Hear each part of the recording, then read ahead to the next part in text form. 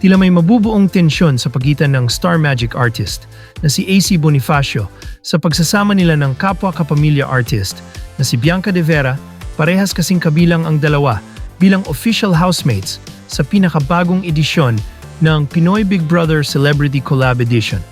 Base sa mga kumakalat na video clips mula sa livestream ng naturang reality show, ay tila nagulat si AC matapos makita ang pinakabagong makakasama nilang housemates na pumasok nitong Martes, Marso 18. Matapos nga nito ay isang pasabog ang naikwento ng dalaga sa mga kapwa housemates tungkol kay Bianca. Pambubuking kasi ni AC, ex-jowa ni Bianca, ang kanyang current boyfriend na si Harvey Bautista. Sinabi niya ito sa mga kapwa housemates para hindi magtaka ang mga ito kung sakaling maging off ang pagsasama nilang dalawa. She is my boyfriend's ex, like before me. And I honestly have no problem with her. Lahad ni AC sa ibang housemates.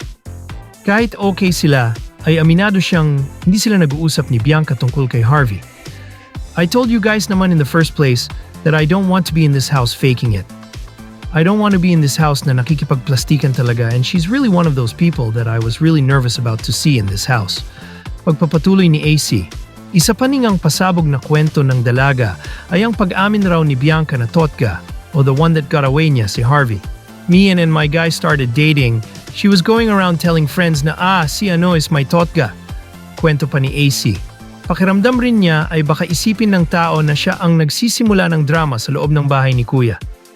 Say naman ng kanyang kaduo na si Ashley Ortega na dapat ay lapitan at kausapin niya si Bianca tungkol rito. Kaya naman marami sa netizens ang nakatutok ngayon dahil tila exciting ang mga susunod na pangyayari sa biggest collab sa loob ng bahay ni Kuya.